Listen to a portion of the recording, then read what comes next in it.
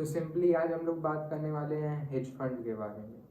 आप लोगों ने बहुत सुना होगा कि हेज फंड ने 1000 करोड़ का रिटर्न जनरेट किया, इस हेज फंड ने 100 करोड़ का रिटर्न जनरेट किया, लेकिन कभी तुमने सोचा कि आखिर हेज फंड होता क्या है, आखिर हेज फंड ऑपरेट कैसे होता है? कभी तुमने शांति से बैठे ये सोचा?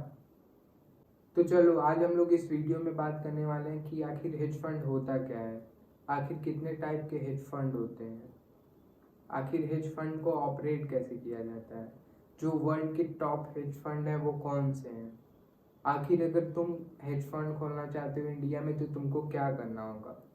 तो आज हम इस वीडियो में ये सारी पूरी डिटेल में इंफॉर्मेशन लेने वाले हैं। तो इस वीडियो को शुरू करने से पहले मैं तुमको बता देना चाहता हूँ कि अगर तुमको ये वीडियो अच्छी लगे और इन्फॉर्मेशनल लगे तो इस वीडियो को लाइक शेयर एंड सब्सक्राइब ज़रूर करना। So let's move to the video. अब तो चलो हम लोग अपने वीडियो को शुरू करते हैं और बात करते हैं सबसे पहले टॉपिक की कि आखिर हेज फंड होता क्या है। What is hedge fund? तो देखो, हेज फंड एकदम म्यूचुअल फंड की तरह होता है। जैसे म्यूचुअल फंड होता है कि लोग आते हैं म्यूचुअल फंड में पैसा डालते हैं और म्यूचुअल फंड्स के जो मैनेजर होते हैं वो पार्टिकुलर कंपनी को चूज करते हैं, पार्टिकुलर स्टॉक को चूज करते हैं, उसको बाई करते हैं और जब मार्केट ऊपर जाता है तो प्रॉफिट होता है। तो ऐसा ही कुछ हेज फंड भी होता है, लेकिन हेज फंड में और म्यूचुअल फंड में डिफरेंस है। डिफरेंस ये है कि मार्केट जो म्यूचुअल फंड होता है वो सिर्फ बाइंग पे ही फोकस करता है, उसका सेलिंग का कोई मोटिव नहीं रहता। लेकिन जो हेज फंड होते हैं वो बाइंग और सेलिंग दोनों करते हैं, मतलब वो स्टॉक को खरीदते भी हैं, स्टॉक को बेचते भी हैं, उनका दोनों काम होता है। जो हेज फंड होते हैं वो एक पार्टिकुलर स्टॉक को चूज करे, एक कमोडिटी को चूज किए, उसमें वो बाई की तरफ भी कभी कभी जाते हैं और कभी कभी अगर अपॉर्चुनिटी मिलती है तो वो सेल की तरफ भी जाते हैं। मतलब उनका दोनों तरफ मोटिव होता है। अगर उनको अप साइड का ट्रेंड मिला तो वो अप साइड में ट्रेड लेते हैं, डाउन साइड का ट्रेंड है, मार्केट डाउन जा रहा है तो डाउन साइड में इन्वेस्ट करते हैं। बस सिंपल सा डिफरेंस यही। अब हम लोग बात करेंगे कि आखिर हेज फंड होते कितने टाइप के हैं, आखिर जो हेज फंड हैं वो कितने टाइप के होते हैं। तो मेनली हेज फंड 4 टाइप के होते हैं। फर्स्ट होता है लॉन्ग और शॉर्ट हेज फंड, सेकेंड होता है क्वांटिटेटिव हेज फंड, थर्ड होता है इवेंट हेज फंड और फोर्थ होता है ड्रिवन स्ट्रेटेजी हेज फंड। तो अब हम लोग बात करते हैं कि आखिर मार्केट में ये कैसे अप्लाई होते हैं। तो सिंपली अगर तुम लोग फर्स्ट टाइप लोगे जो लॉन्ग और शॉर्ट की है तो इसमें सिंपल सा बाइंग एंड सेलिंग होता है मार्केट में। सिंपली जो हेज फंड होता है वो बाई या सेल करता है, स्टॉक खरीदता है या तो बेचता है। अब हम लोग चलते हैं सेकेंड टाइप पे कि आखिर क्वांटिटेटिव बेस्ड हेज फंड होता क्या है। तो क्वांटिटेटिव बेस हेज फंड में मैथमेटिक्स के बेस पे ट्रेड किया जाता है, मतलब फंडामेंटल को देखा जाता है, उसके नंबर को देखा जाता है, उसके प्राइस को देखा जाता है, मतलब पूरी प्राइस की एनालिसिस की जाती है, फिर उस पे ट्रेड लिया जाता है। तो this is called quantitative base hedge fund. अब थर्ड पे हम लोग चलते हैं कि आखिर जो थर्ड नंबर वाला हेज फंड है उस पे क्या रोल है। तो थर्ड आता है हमारा इवेंट हेज फंड।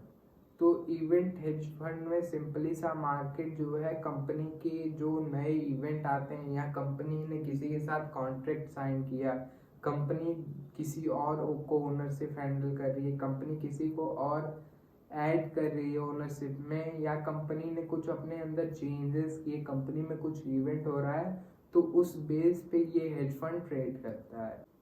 अब हम लोग चलते हैं लास्ट हेज फंड पे जो कि है हमारा स्ट्रेटेजी ड्रिवन हेज फंड। इस मार्केट में जो स्टॉक होते हैं वो डिफरेंट डिफरेंट सेगमेंट में डिफरेंट प्राइस में अवेलेबल होते हैं। जैसे यहाँ पे गोल्ड कम है लेकिन जो फॉरेन में होगा वहाँ पे गोल्ड ज़्यादा हो सकता है या कम हो सकता है, तो मार्केट में वो हेज फंड वाले वहाँ जाते हैं और वहाँ से बाई करते हैं और जब वो अप या डाउन जाता है तो उन्हें प्रॉफिट होता है। So this is the 4 type of our hedge fund. First is long and short hedge fund, second is quantitative, third is event, fourth is strategy driven. तो अब हम लोग बात करेंगे पूरे वर्ल्ड में नंबर 1 हेज फंड कौन सा है। तो ये जो हेज फंड का पोजीशन है ये चेंज होते रहता है टाइम टू टाइम। जैसे 25 में कोई और था, लेकिन इस टाइम 26 में bridge what hedge fund association है, जिसके ओनर हैं, मतलब जिसके सीईओ रे डैलियो, जो कि फंडेड है कुछ माइक्रो इन्वेस्टमेंट ग्लोबल इन्वेस्टमेंट से रिलेटेड फंडेड है। मतलब एक कंपनी है, उसमें जो पार्टिकुलर सेगमेंट की कंपनी आती है उन्होंने इस पे इन्वेस्ट किया है, लेकिन इन्होंने इस टाइम ये टॉप 1% में चल रहे हैं। और ये जो पोजीशन है ना ये चेंज होते रहता है टाइम टू टाइम, कोई फिक्स पोजीशन नहीं होती है। तो अब हमारा क्वेश्चन आता है कि अगर तुम एक हेज फंड खोलना चाहते हो इंडिया में तो तुम कैसे खोल सकते हो। तो अगर मैं एक रियलिटी चेक दूं तो तुम शायद ना खोल पाओ। रीजन मैं बताता हूँ। देखो, अगर मैं तुमको सच बताऊं तो ये एक नॉर्मल बिजनेस की तरह ऑपरेट बिल्कुल नहीं किया जाता। अगर तुमको हेज फंड रन करना है तो तुमको सबसे पहले जो सेबी है उसकी रूल्स और रेगुलेशन टर्म्स एंड कंडीशन को पहले फॉलो करना होगा। अगर तुम उनके कंडीशन में सही बैठोगे, टर्म्स में सही बैठोगे, तो वो तुमको दे देंगे लीगल। चलो अब मैं तुमको इसके प्रोसेस के बारे में बताता हूँ कि अगर तुमको हेज फंड इंडिया में खोलना है और सेबी रेगुलेशन को फॉलो करना है, उससे तुमको अगर लीगल अपील करनी है अपने हेज फंड के लिए, तो तुम कैसे कर सकते हो। चाहते हो कि तुमको तुम्हारे हेज फंड का अलाउंस मिल जाए, तुमको सेबी अलाउ कर दे हेज फंड खोलने के लिए, तो तुमको क्या क्या प्रोसेस फॉलो करना होगा। तो फर्स्ट, तो मैंने इसको कुछ स्टेप में डिवाइड कर दिया है। तो स्टेप नंबर 1, सबसे पहले एक अप्रोप्रिएट जो स्टेप नंबर, तो हमारा स्टेप नंबर 1 है कि तुम सबसे पहले एक अप्रोप्रिएट लीगल स्ट्रक्चर तैयार करो, जो कि सेबी रेगुलेशन में मेंशन्ड है कि ये काम करना है, तो तुमको वो चीज़ों को फॉलो करना है। अब उसके बाद उसी स्टेप में तुमको स्पॉन्सर्स ढूंढना है अपने फंड के लिए, जो तुम्हारे उसको फंड करें, जो तुम्हारे मतलब जो तुम हेज फंड खोल रहे हो उसको फंड करें। अब स्टेप नंबर 2 पे चलते हैं। फिर जो अपना फंड का जो सारा डॉक्यूमेंट है वो तैयार करो। उसके बाद एक अपनी स्ट्रेटेजी तैयार करके जो लीगल अपील है उसको करो। मतलब एक स्ट्रेटेजी तैयार करो और उस पे जो लीगल प्रोसेस है और जो उसका रिटर्न है, उसका परसेंटेज रिटर्न है ऑल ओवर द ईयर या ऑल ओवर द मंथ, उसको एक अच्छे प्रॉपर मैनर में एनालाइज करके अरेंज करो।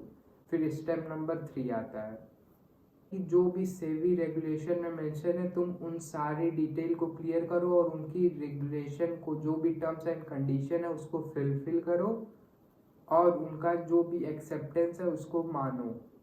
फिर अब हम लोग चलते हैं स्टेप 4 पे।